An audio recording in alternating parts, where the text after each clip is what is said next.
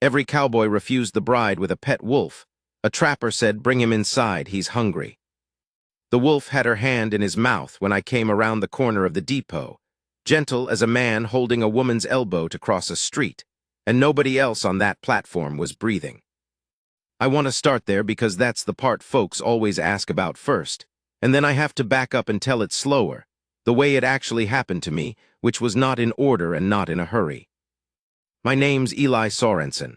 I trapped for 11 years out past the Bitterroot line, mostly alone, mostly fine with it. I came into Carver's Ford twice a year to sell pelts and get drunk enough to remember I had a voice. Then I'd go quiet again for 6 months at a stretch. The town tolerated me the way you tolerate weather. Nobody crossed the street to avoid me, but nobody crossed it to find me either. That morning I was only in town because Holly's Pratt owed me $11 for a stack of beaver plews, and I intended to collect it before he drank it. I had grease under my nails and 3 days of beard, and I smelled like a man who'd been skinning things because I had been. I was not dressed for what happened. The train came in at 10:30, late like always, and the whole platform turned out the way it does when there's a bride on it. 6 women had answered advertisements that spring. The Ladies' Aid Society had been running a campaign to fix what they called the marriage deficit in the territory, which meant there weren't enough women and too many men like me. 5 of those brides stepped down onto the platform in good dresses with their trunks behind them and got claimed within the hour. School teachers and widowers paired off like square dancing. I watched it happen from the rail by the feed store, not particularly interested, working a knot out of my jaw with my thumb. The 6th woman came down last, and she had a rope in her hand, and on the other end of the rope was something the size of a calf with yellow eyes and a coat the color of old ash.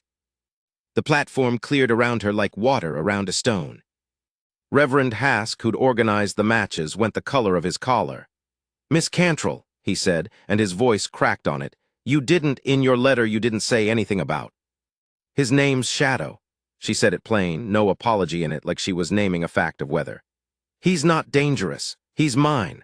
I raised him from a pup after his mother was shot for a bounty, and he goes where I go, and if that's a problem for the men of this town, then I'll take the next train back east, but I won't leave him." Her name was Margaret Cantrell. I learned that later, off the manifest, because in that moment all I had was the rope and the wolf and the set of her jaw, which was the jaw of a woman who has said this same speech in 3 towns already and is tired but not bending. 5 men had written her letters, she told us after, drawn by her hand and her looks in the photograph the agency sent round, and every one of them wired back the second word of the wolf reached them. The 6th man, a rancher named Boudreaux who'd actually come to meet her, took one look at the animal sitting calm as church beside her skirts and said, loud enough for the platform, that he wasn't marrying into a menagerie and got back on his horse. Nobody else stepped forward. The schoolteacher who'd come on the same train was already walking arm in arm with the miller's son toward his wagon.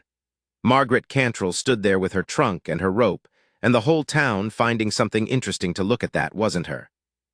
I want to tell you I did it because I was brave, or because I saw something in her right off that the others missed. Truth's plainer than that. I looked at the wolf, and the wolf looked starved, ribs you could count through that ash coat, the kind of hollow flank a trapper learns to read before he reads a man's face. And 11 years alone in the high country teaches you that a hungry animal in a panic is a danger, and a hungry animal that's calm is just hungry. He wasn't panicked. He was sitting. He'd been trained, and trained well, by someone who knew what she was doing. So I walked across that platform in my skinning clothes, past Reverend Hask, past the women fanning themselves with their gloves, and I said the only sensible thing I had in me. "Bring him inside. He's hungry." She looked at me like I'd spoken Cheyenne. "My place is 4 miles out," I said. "Got a smokehouse full of elk I haven't sold yet. He can eat his fill, and you can both sit somewhere that isn't a train platform with everybody staring." "You're not afraid of him." "I'm not afraid of hungry. I've been hungry. It's the well-fed ones with nothing to lose you watch out for." I looked around at the platform, at Boudreaux already small on the road, at Hask wringing his hands. "Wasn't anybody here gonna feed either one of you?" She studied me a long moment, longer than was comfortable, the kind of look that goes past your beard and your boots and tries to find the man underneath. The way I'd study a track in snow trying to read what made it and how recent.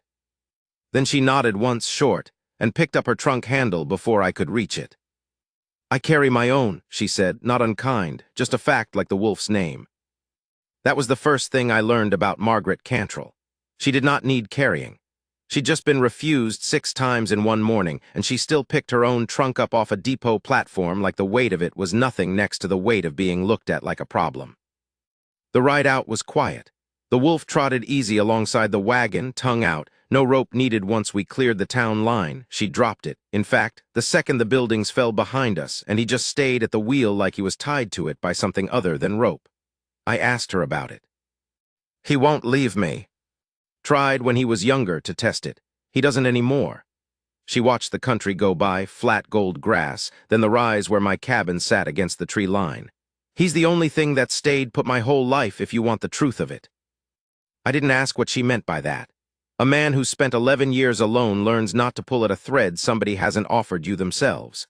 I'd get it later in pieces, the way you get most true things from a person, not in one telling but in fragments, dropped when the moment's right and not before. What I knew that first day was just this.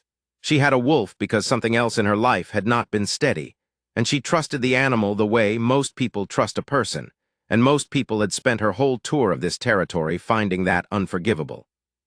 At the cabin I cut into the smoked elk, and the wolf, Shadow, ate like he hadn't in 2 days, which it turned out he hadn't, because no inn or boarding house in Carver's Ford would let him near the door, and she'd been feeding him out of her own plate, splitting rations between them since Omaha. She told me that while he ate, sitting on my porch step in her travel dress with the dust of 3 states on the hem of it, and her voice didn't shake when she said it, but her hands were tight in her lap the whole time, and I understood that the wolf wasn't the only hungry one who'd come up my road that day. I fed her too. Beans and the same elk, nothing fancy. I am not a man who keeps fancy in a cabin, but she ate it like a person who'd learned not to expect a second helping, careful portions, slow, and I made myself look away because some kinds of hunger aren't yours to witness. You don't have to marry me, she said, when the plates were empty and the wolf had gone to lie in the shade like he owned the place. You fed us. That's more than the others did. I won't hold you to a letter I never even sent you. Didn't ask you to hold me to anything. I'm telling you so you don't feel obliged. I looked at her straight on for maybe the first time since the platform. Ma'am, I have spent 11 years obliged to nothing but a trapline and my own bad temper. I am not in the habit of doing things I don't mean to do. I nodded toward the wolf. You can stay the night, both of you. Tomorrow, if you want the train back east, I'll drive you myself and not say one word against it. If you want to stay longer than that, we'll talk about what a fair arrangement looks like. Either way, you're not sleeping on a depot bench. She didn't answer that night. She slept in the loft. I slept by the stove, and Shadow lay between us on the floor like a sentry who hadn't decided yet whose side he was on. She stayed 3 weeks before either of us said the word marriage out loud, and I want to tell that part honest because it wasn't a fairy tale. It was just 2 people circling each other slow. The way you circle a fire you're not sure has burned all the way down. She worked. That's the thing the town didn't expect, and I confess I didn't either. She'd grown up on a Nebraska homestead before her father lost it to drink and debt, and she knew how to dress a hide, how to mend a roof seam, how to make a stew stretch 4 days on 2 days of meat. She fixed my smokehouse door, which had been hanging crooked since the spring thaw, without asking me whether she should. She just did it, the way she'd carried her own trunk. The town came to see, of course. Word travels faster than weather out here. Holly's Pratt rode out under the excuse of finally paying me my $11, but really he came to gawk, and he stood well back from the porch where Shadow was sunning himself and asked me, low, like it was a secret if I wasn't worried about that animal turning on you in the night. He hasn't turned on her in 6 years, I said. Why'd he start with me? Some men wouldn't have her in the house at all. On account of the wolf. Some men wouldn't know what to do with a woman who can fix a door and dress a hide and still has manners enough to thank a man for elk meat. I looked at him until he found something else to study. Their loss, Holly's, not gonna lose sleep over it. That was the first time I understood what I'd become to that town without trying to become anything. The man who took in the bride nobody wanted. Some of them meant it as a slight when they said it. Eli Sorensen takes in what nobody else will, strays and wolves and women with too much spine for decent men. But I noticed something else happening underneath the talk. They started looking at me different, not pity anymore. Something closer to respect, grudging and slow. The way men respect a fence that's held through a hard winter, even if they never thought much of the man who built it. Margaret noticed it too. She didn't say so, but I watched her watching me, the day Hask himself rode out, not to scold this time, but to ask, careful, whether I'd consider standing as a witness if the town wanted to put together a proper relief fund for families burned out by the grass fires up north. Me, Eli Sorensen, who 2 months before hadn't been worth crossing a street for. "They're coming around," she said that evening, the two of us shelling beans on the porch, Shadow's head heavy on her boot. "They're coming around to you." I just happened to be standing close. "No," she set the bowl down and looked at me with that same long, reading look she'd given me on the platform, except there wasn't a question in it anymore, just an answer she'd already arrived at and was only now saying out loud. "They're coming around to what you did. Nobody made you feed a hungry animal and a stranger. You didn't do it because you wanted something from me. You did it because it needed doing and you were the only one with the stomach for it." She shook her head slow. "I've had 5 men write me letters telling me how pretty I looked in a photograph. You're the first one who looked at me and saw a person worth feeding before he decided anything else about me at all." I didn't have a smart answer for that. I have never been a man with much store of smart answers. So I said the true thing instead, which is sometimes all a man's got. 11 years out there alone, you start to notice who's hungry and who isn't. You get good at it because your life depends on reading it right. I looked at her. Not the wolf, not the bowl of beans, her. "You came into that town starving in about 4 different ways, and not one man saw it but me. That's not a virtue, Margaret. That's just a man who knows what hungry looks like because he's worn it himself." She reached over, slow, and put her hand flat against my chest, over the shirt, where a man's heart sits closest to the surface, and she left it there a moment before she spoke.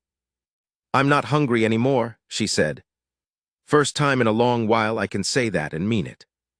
We married in October in the cabin, with Hask presiding and half of Carver's Ford turning out. Turning out for real this time, not to gawk, bringing pies and good whiskey, and a quilt the sewing circle had pieced together without either of us asking. Shadow lay under the table the whole ceremony, calm as a hearthstone, and when Hask got to the part about the 2 of us and what God had joined, the wolf let out one low sound, almost a sigh, like even he understood something had finally settled into place that had been a long time unsettled. Boudreaux came too, which surprised me. Stood at the back with his hat in his hands and didn't say much. But on his way out, he stopped at the porch where I was seeing folks off and said, "Should have had the stomach you had, Sorensen. Lost a good woman over an animal that's never bit a soul, far as I've heard." "You lost her over your own nerve, Boudreaux. Wolf never had a thing to do with it." He didn't argue that. Just nodded, put his hat on, and rode off into the dark, and I felt something I hadn't expected to feel about a man who'd once ridden away from my wife on a train platform. Not triumph, exactly. Just the plain, settled knowledge that I'd been the one who stayed. It's been 4 years now. The smokehouse door doesn't hang crooked anymore, hasn't since the week she fixed it. Shadow's gone gray around the muzzle, slower on the hills than he used to be. But he still sleeps across the threshold every night like he's standing guard over something he intends to keep. Margaret says I rescued her. On the bad days when the town talk still bites at her, there are still a few here and there who whisper about the bride with the wolf, and I always tell her the same thing. I didn't rescue anybody. I just had a smokehouse full of elk and the sense to know what hungry looks like when it walks toward you off a train. The rescuing, if there was any, she did to herself, 6 times over. Every time she picked that trunk up and refused to leave the wolf behind for a man too soft to feed either one of them. Some nights when the fire's down to coals and she's asleep against my shoulder and the wolf's breathing slow and even on the floor, I think about that platform. 5 men who looked at a starving animal and a tired woman and saw nothing but trouble. 1 man who looked at the same thing and saw supper for 2 and a porch that needed a roof seam mended. I never did figure out what made me the one who could see it plain when nobody else could. I've quit trying to figure it. Some things a man just knows, the way he knows whether coming before the sky's gone dark, and he doesn't need a reason for it beyond the knowing itself. She's still here. That's the whole of what I've got to say about it. 11 years alone taught me plenty about hunger and cold and what a man can do without. It never once taught me a thing could come up my own road and decide to stay. Margaret did. The wolf did. And some nights, sitting here with the both of them breathing easy in my house, I figure that's the only kind of rich a man like me was ever built to be.